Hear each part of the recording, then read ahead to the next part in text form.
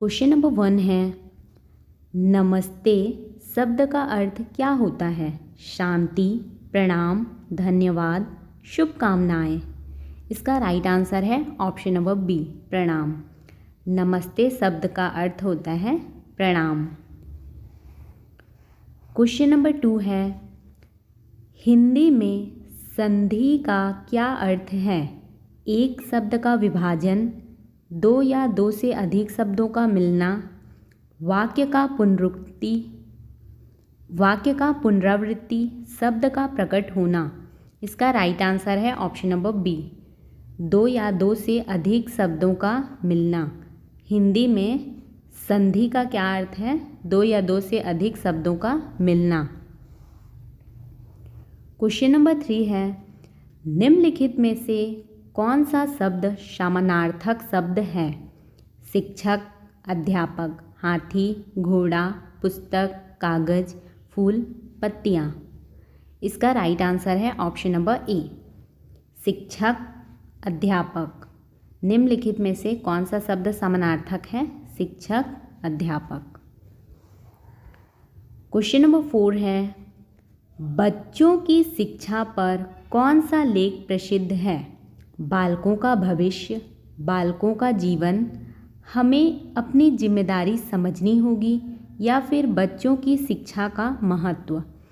इसका right answer है option number D, बच्चों की शिक्षा का महत्व। बच्चों की शिक्षा पर कौन सा लेख प्रसिद्ध है? बच्चों की शिक्षा का महत्व। क्वेश्चन नंबर 5 है, काव्य शब्द का पर्यायवाची क्या है? कविता, निबंध, कहानी, नाटक। इसका राइट आंसर है ऑप्शन नंबर ए, कविता। काव्य शब्द का पर्यायवाची क्या है? कविता। क्वेश्चन नंबर 6 है, हिंदी की सबसे पहली व्याकरण पुस्तक का नाम क्या था? हिंदी व्याकरण, हिंदी शब्दावली, संस्कृत व्याकरण, हिंदी की पहली ग्रंथ। इसका राइट आंसर है ऑप्शन नंबर ए, हिंदी व्याकरण। हिंदी की सबसे पहली व्याकरण पुस्तक का नाम क्या था? हिंदी व्याकरण। क्वेश्चन नंबर 7 है, कवि किसे कहा जाता है? जो कहानी लिखे, जो गीत गाए, जो कविता लिखे, या फिर जो चित्र बनाए। इसका राइट आंसर है ऑप्शन नंबर सी, जो कविता लिखे उसे कवि कहते हैं। क्वेश्चन नंबर 8 है, सभी शब्द का विपरीतार्थक क्या है? कोई नहीं, कुछ, सब, ना, कुछ। इसका राइट आंसर है ऑप्शन नंबर बी, कुछ। सभी का विपरीत शब्द है कुछ। क्वेश्चन नंबर 9 है, महात्मा गांधी के बारे में कौन सा उदाहरण सही है? कृपया मुझे शक्ति दो, भारत छोड़ो आंदोलन, हिम्मत ना हारो, नफरत की बजाय प्रेम फैलाओ। इसका राइट आंसर है ऑप्शन नंबर डी, नफरत के बजाय प्रेम फैलाओ। महात्मा गांधी के बारे में कौन सा उदाहरण सही है? नफरत के बजाय प्रेम फैलाओ। क्वेश्चन नंबर 10 है, चित्र काव्य शब्द का अर्थ क्या है? शब्दों द्वारा चित्रित दृश्य, छाया चित्र, रंगीन चित्र, कला और कविता का संगम। इसका राइट आंसर है ऑप्शन नंबर ए, शब्दों द्वारा चित्रित दृश्य। चित्र काव्य शब्द का अर्थ क्या है? शब्दों द्वारा चित्रित दृश्य। क्वेश्चन नंबर 11 है, किस लेखक ने हिमालय को लेकर कविता लिखी है? सुमित्रा नंदन पंत, महादेवी वर्मा, सूर्यकांत त्रिपाठी निराला, रामधारी सिंह दिनकर। इसका राइट आंसर है ऑप्शन नंबर ए, सुमित्रा नंदन पंत। किस लेखक ने हिमालय को लेकर कविता लिखी है? सुमित्रा नंदन पंत। क्वेश्चन नंबर 12 है, तत्सम शब्द का अर्थ क्या है? संस्कृत से लिया गया शब्द, उर्दू से लिया गया शब्द, हिंदी में उत्पन्न शब्द, या फिर बांग्ला से लिया गया शब्द। इसका राइट आंसर है ऑप्शन नंबर ए, संस्कृत से लिया गया शब्द। तत्सम शब्द का अर्थ क्या है? संस्कृत से लिया गया शब्द। क्वेश्चन नंबर 13 है, हिंदी का प्रथम कवि कौन था? सूरदास, कालिदास, कबीर, शंकराचार्य। इसका राइट आंसर है ऑप्शन नंबर ए, सूरदास। हिंदी का प्रथम कवि कौन थे? सूरदास। क्वेश्चन नंबर 14 है, नया शब्द का पर्यायवाची शब्द क्या है? पुराना, ताज़ा, छोटा, गहरा। इसका राइट आंसर है ऑप्शन नंबर बी, ताज़ा। नया शब्द का पर्यायवाची शब्द है ताज़ा।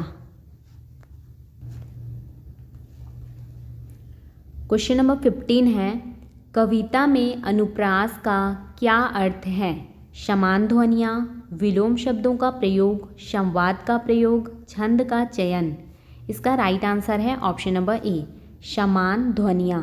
कविता में अनुप्रास का क्या अर्थ है? समान ध्वनियाँ। क्वेश्चन नंबर 16 है, शब्द का आधार क्या होता है? ध्वनि, चित्र, संकेत, भाषा। इसका राइट आंसर है ऑप्शन नंबर ए, ध्वनि। शब्द का आधार क्या होता है? ध्वनि। क्वेश्चन नंबर 17 है, आलोचना का मुख्य उद्देश्य क्या है? किसी वस्तु की स्तुति करना, किसी व्यक्ति की प्रशंसा करना, किसी वस्तु या विचार का मूल्यांकन करना, या फिर किसी विचार को नकारना। इसका राइट आंसर है ऑप्शन नंबर सी, किसी वस्तु या विचार का मूल्यांकन करना। आलोचना का मुख्य उद्देश्य क्या है? किसी वस्तु या विचार का मूल्यांकन करना। क्वेश्चन नंबर 18 है, अनुवाद के लिए किस शब्द का प्रयोग होता है? भाषांतर, संवाद, कविता, व्याख्यान। इसका राइट आंसर है ऑप्शन नंबर ए, भाषांतर। अनुवाद के लिए किस शब्द का प्रयोग होता है? भाषांतर शब्द का। क्वेश्चन नंबर 19 है, हिंदी के पहले काव्य का नाम क्या है? रामायण, महाभारत, श्रीमद् भागवत गीता, ऋग्वेद। इसका राइट आंसर है option number A, Ramayan. Hindi के पहले काव्य का नाम क्या है? रामायण।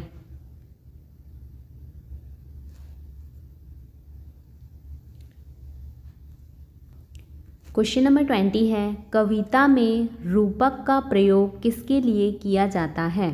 संकेतात्मक, अप्रत्यक्ष तुलना, सजावट, तार्किक बात। इसका राइट आंसर है ऑप्शन नंबर बी, अप्रत्यक्ष तुलना। कविता में रूपक का प्रयोग किसके लिए किया जाता है? अप्रत्यक्ष तुलना के लिए। क्वेश्चन नंबर 21 है, हिंदी साहित्य का प्रमुख साहित्यिक रूप कौन सा है? निबंध, कविता, कथा, नाटक। इसका राइट आंसर है ऑप्शन नंबर बी, कविता। हिंदी साहित्य का प्रमुख साहित्यिक रूप कौन सा है? कविता। क्वेश्चन नंबर 22 है, पारायण शब्द का अर्थ क्या होता है? प्रार्थना, साधना, लेखन, धारा। इसका राइट आंसर है ऑप्शन नंबर बी, साधना। पारायण शब्द का अर्थ क्या होता है? साधना। क्वेश्चन नंबर 23 है, शब्द के किस रूप से भाषा की संरचना होती है? शब्दार्थ, वाक्य, संज्ञा, विशेषण। इसका राइट आंसर है ऑप्शन नंबर बी, वाक्य। शब्द के किस रूप से भाषा की संरचना होती है? वाक्य से। क्वेश्चन नंबर 24 है, साहित्य की परिभाषा किसने दी थी? सूरदास, जयशंकर प्रसाद, बालकृष्ण शर्मा, नवीन, हुमायूं कबीर। इसका राइट आंसर है option number C, Balkrishna Sharma, Naveen. साहित्य की परिभाषा किसने दी थी? बालकृष्ण शर्मा, नवीन ने। क्वेश्चन नंबर 25 है, स्वतंत्रता संग्राम के बारे में कौन सा लेखक प्रसिद्ध है?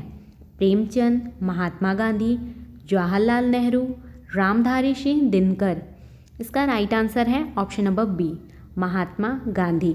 स्वतंत्रता संग्राम के बारे में कौन सा लेखक प्रसिद्ध है? महात्मा गांधी। क्वेश्चन नंबर 26 है, प्रकृति का चित्रण किस काव्य शैली में होता है? यथार्थवाद, प्रतीकवाद, रोमांटिकवाद, निराकारवाद। इसका राइट आंसर है ऑप्शन नंबर सी, रोमांटिकवाद। प्रकृति का चित्रण किस काव्य शैली में होता है? रोमांटिकवाद में। क्वेश्चन नंबर 27 है, शब्द का उचित रूप कौन सा है? वस्तु, भाषा, ध्वनि, विचार। इसका राइट आंसर है ऑप्शन नंबर सी, ध्वनि। शब्द का उचित रूप कौन सा है? ध्वनि। क्वेश्चन नंबर 28 है, रामचरितमानस के लेखक कौन थे? सूरदास, तुलसीदास, भर्तृहरि, कालिदास। इसका राइट आंसर है option number B, Tulsidas. Ramcharitmanas के लेखक कौन थे? तुलसीदास। क्वेश्चन नंबर 29 है, बच्चों के लिए कविता के प्रमुख विषय क्या होते हैं? भूत प्रेत, प्रेम और युद्ध, शिक्षा और सिखावन, या फिर राजनीति और समाज। इसका राइट आंसर है ऑप्शन नंबर सी, शिक्षा और सिखावन।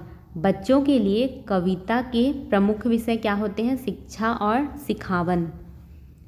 क्वेश्चन नंबर 30 है, उत्तम शब्द का समानार्थक शब्द क्या है? श्रेष्ठ, सामान्य, बिगड़ा, दयनीय। इसका राइट आंसर है ऑप्शन नंबर ए, श्रेष्ठ। उत्तम शब्द का समानार्थक शब्द है श्रेष्ठ। यदि आपको हमारी यह वीडियो हेल्पफुल लगी हो तो वीडियो को लाइक करें, चैनल को सब्सक्राइब करें एंड अपने दोस्तों के साथ शेयर करें।